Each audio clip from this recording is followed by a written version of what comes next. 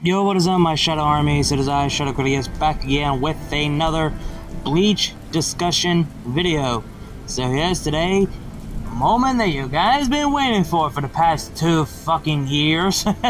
And something that I've been wanting to do for the longest time, and that is Orihime Inoue is not useless. And this is the video I've been wanting to do for quite a long time, that I've been wanting to do for the longest, than the Ichigo video. And in this video I will be mentioning the 2 videos, like one for Ichigo that I made, and a couple like 3 or 2 years ago about Ukiura. They will be mentioned in this video as well. And also I will be mentioning something in the manga from the Rancor manga and the Fullbring manga, like chapter 23 and, well, actually no, volume 23 and volume 51 of the Fullbring and the Rancor and the Fullbring. And yeah, I have seen a lot of videos about people saying that Orihime is not useless, and which I'm glad there's a lot of people seeing that she's not. Even some of my 2 friends, one of my coworker and my former coworker, they actually agree that she's not useless at all. But other people see that she is, and this basically means go over certain things like her origin, her strength, and basically that she's not useless. People saying that she's useless when it comes to battle, she's useless when it comes to fighting. Y'all don't think clearly. Y'all guys don't think the story of the character, the human side of Orihime. Y'all just too focusing on your negative bullshit and all that. And this basically the video that she is far more stronger and far more important than you guys ever realize. And keep this in mind, if you guys read the light novel, Kubo did confirm that in the light novel that Orihime is a Fullbringer. So yeah, so Orihime Inoue, a character who never understand, and everyone sees her as a useless character for no obvious reason at all, like I mentioned before. And Orihime is far more useful than you guys ever realized. So Orihime is basically the spirit of the group, where you have Ichigo as the leader, the sword. You have Uryu as the brain and the archer. You have Chad, who is the brawler and the muscle. And you have Orihime as a healer and a spirit. Or a healer and a shield / spirit, in a way. But she's far more than just a healer and shield and a spirit, which we'll get into that later. And for those people who read the manga and watched the show, you guys should know about Orihime's past, her dark childhood past. That when she was just an infant, her abusive parent was about to shut her up by beating her, until her older brother decided to take the beating for her to protect her, and left their parents behind to start a new life. And then, remember that Ichigo was getting bullied because of his hair? Orihime gets the same treatment because of her look and her hair. And there's a time she does get tortured she does get her hair cut by the bullies. And here's the difference between Ichigo and Orihime. Orihime has been protected most of her life, where Ichigo has to deal with the conflict within him, which we'll get into that between the relationship between Ichigo and Orihime later. So, from all of her life, she has to hide her actual pain because she does not want to see the people that going through the same pain. She doesn't want them to see her pain to make them feel pain. So she's basically, like I said, she's a healer for the people to not to feel the pain. And if you guys remember, in chapter 51 and 52 for the chapter, there is a art image of a dragon protecting the princess, and then the princess protecting the dragon. It's a little hint of what it means, that the protectors are basically her brother, her childhood best friends, I hope I said her name right, Suki, hope I said her name right, Suki, and Ichigo Kurosaki. And then now the role reverse, now she's protecting her childhood friend and Ichigo, but mostly Ichigo. And Orihime is strong to able to stand her ground against the people that she knows she cannot win, but she's still able to stand her ground. That she's more of a healer than a fighter. We've seen it firsthand that she's more than just a fighter, she's a healer. Hell, she'd rather heal the people who are trying to kill her. She even tries to heal them. Like, for example, in the Soul Society, when they're about to rescue Rukia and to deal with some of the Shinigamis who was trying to kill her, but when they got injured, she heals them. Even they were confused. Why is she helping them? Why is she healing them? Like, why is she crying for them? Because she doesn't want the people get hurt. She doesn't like that. She doesn't have the killer instinct. Both Yoriichi in cat form and Uehara notice that she doesn't have the killer instinct. Her power is not meant for battle. Her power is meant for healing in the middle of a battle. That's all it is.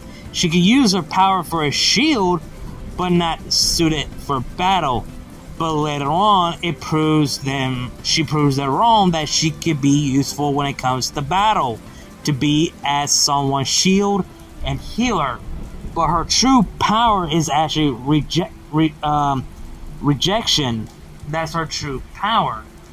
And there's a quote where Tatsuki, I swear I always get her name wrong, when she told Orihime about Ichigo's past, that why the way he is, that he's in so much pain and suffering, and blame himself for his mother's death, she feels the same pain that Ichigo felt.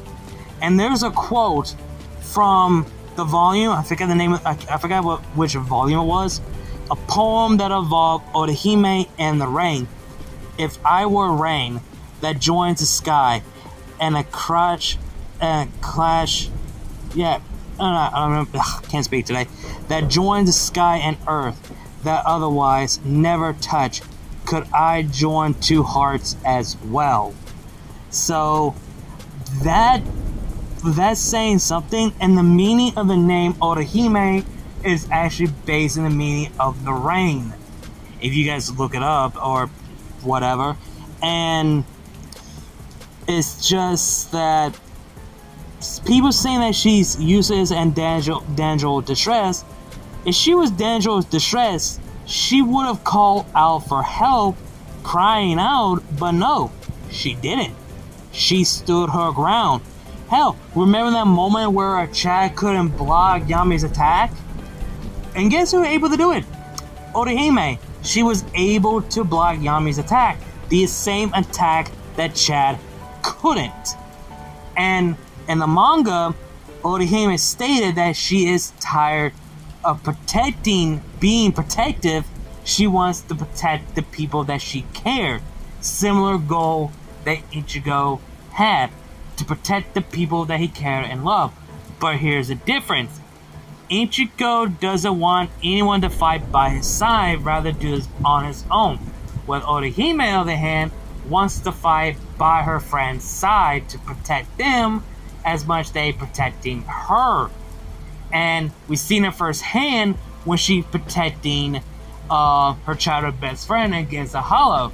that it's her turn to protect the people that she cared, because she doesn't want the people to go through the same pain. And who was the first person they able to quote-unquote defeat the Hollow that is trying to kill Orihime? Her. Because her brother was in a deep despair because of their arguing and how much she hated her hairpin. When her brother sees that, he realized that she always kept it on. And Orihime finally expressed her true feelings or pain, what she's been going through when he was alive. She's hiding her pain, shielding her pain, because she doesn't want them to feel pain. So she is a lot stronger and tough than Ichigo could have been, because Ichigo could not hide the pain. And that is one thing Ichigo felt weak. And I mentioned before in my Ichigo video that he's a misunderstood. Ichigo has to overcome his greatest weakness, that he doesn't want to be safe. He doesn't want to be protected. For example, when Aizen or Yami was about to end Ichigo, who were the first to step in and protect and save Ichigo for a certain death? It was his two mentors, Yoriichi and Uehara. That's something that hits Ichigo, that destroyed his pride. And Orihime, her pride was broken because she couldn't protect Ichigo. And another thing that I want to bring out on is when Orihime tries to help Ichigo to lighten up and be embrace his guilt, his regret, but failed. The person who was able to do it was Rukia. Rukia was able to do something that Orihime couldn't, but Orihime only could do to address it on it. And there's something I want to bring out in the manga of the Rancor and volume 23, where Orihime invited Rengiku to stay at her place. When Orihime expressed her true feelings of her jealousy of Rukia, she said, and I quote, "When just one kick, she snapped Ichigo out his funk. He's been feeling down for a while. I'm a bad person. I thought I just wanted to Ichigo to be happy, but now Rukia's back and she cheered up Ichigo. I should be happy, but I'm jealous of her. She is so kind, so strong, and so beautiful. I loved her for cheering up Ichigo. So why do I feel this way? I don't feel this way when I'm at school, but when I'm at home and I'm alone, just listen to me. How lame. I'm being a total witch." And that feeling, that jealousy, when Rengiku tells that you're being a fool, that embracing your feelings, embracing your emotion, and how she really feel, that she said, when Rengiku said, "You have no reason to be jealous. Ichigo just a kid. He can't be barely stand on his own. Right now, he needs the both of you. So Ichigo needs Orihime, then Rukia." And she said, "Anyway, what's so wrong? What's so bad about jealousy? Look at yourself. You're doing your best to deal with this feeling. You know how easy it is to run away from them or lash out at someone, but you're facing your feelings and trying to accept them because you're a good person, Orihime." And that shows that Orihime is embracing her feelings, letting her feelings out, does not define you as a bad person. That makes you a good person to let go of these feelings, what you're feeling right now, out of anger, out of hate, suffering, jealousy. To let go of these feelings makes you a better person, not a bad person. And ever since the Rancor arc started, people think that Orihime was the useless in the entire arc. Well, you guys are dead wrong. When Orihime had to choose to surrender herself or watch her friends die by the hands of the Rancor, who was the one person gave her the opportunity to choose and say her goodbye, to surrender herself, to go to Wakamundo? It was Ulquiorra himself, the one who caused so much pain to both Ichigo and Orihime later on in the series. And the person that she says goodbye to is the person that she wants to protect the most. The person that she could not express her feelings to him. The person that she could not help him to let go of this pain. And the person that she loved. And the day she says her goodbye and expresses her feelings for her love for him while she's asleep, this put Ichigo so much pain, and this hits Ichigo more than when Rukia got taken, decided to go back to Soul Society to face her judgment. She doesn't have a choice. She has to go to face her crime. But with Orihime, she chose to go for the sake of their safety. Until both Ichigo, Chad, Uryu, Rukia, and Ranji decided to go against her wishes to go to Wakamundo to save her to deal with the strongest foe they're not prepared for. And ever since then, and I mentioned this a few years ago in my Ulquiorra video, that he is acting more of a human than a Rancor. And I mentioned this, I'm trying to remember correctly. I remember now. Remember people saying that people think Ulquiorra's rival and enemy is Ichigo? That is wrong.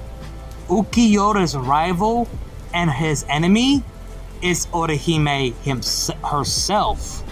Because if you think about it, it started with them two when Ulquiorra tells Orihime to surrender herself for the sake of their safety, and their conversation between them two, when Ulquiorra tells them that their friend's gonna die, end up dead like a slaughter, and that snapped Orihime, slapping him in the face, which is shocking and unexpected, even though he only felt emptiness.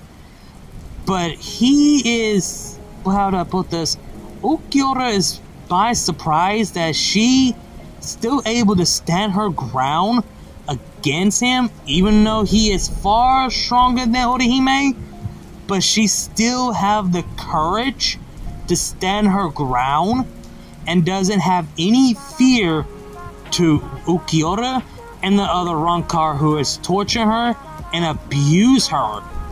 But the only thing that she feared when she saw Ichigo in his visor form, that is the one thing that she feared of. But the one person who tells her to cheer up, to, pump up Ichigo, is Nell. To tell her, don't let your fear get to you. Cheer him up. Start cheering at him. And then when Orihime tells, don't try to win, just don't get hurt. Basically, Ichigo is trying so hard to win, and Orihime tells him, don't try to win, just stop hurting yourself. And that's how Ichigo was able to beat Grimmjow. And when Orihime sees Ichigo's actual face and see Ichigo smiling, the bond between their relationship has grown until Ulquiorra was sent an order to kill Orihime. And when Orihime was about to be killed, Ichigo saved Orihime. And Orihime didn't ask to be saved, but Ichigo did anyway. And Ichigo was about to get attacked from the back by Ulquiorra, but he didn't ask to be saved or be protected, but Orihime did anyway. And when Ichigo and Ulquiorra are at the Las Noches, the one person who tells Orihime to have faith that Ichigo would win was Uryu. The similar thing at the Soul Society to have faith of Ichigo that he could win against Byakuya. So until that she doesn't trust herself to have faith. She doesn't have faith about it. She's still worried about Ichigo. Until the day happened when Ichigo was killed, that fear led to despair. And the one thing that she had weakness on is to rely on Ichigo yet again, to be helpless. That's her weakness, to be helpless, not do anything, and rely on someone to protect her. And when Orihime sees Ichigo as a Vassaloran, it's far worse compared when she saw her brother as a hollow. When her brother was fully controlled as a hollow, but Ichigo lost control, full in rampage. And the person who stopped Vassaloran Ichigo to go on a full-on rampage and almost killed Uryu is the man who caused both of their pain and suffering, Ulquiorra. In the final moment, when Ulquiorra started to understand of a human heart, he asked Orihime, "Are you afraid of me?"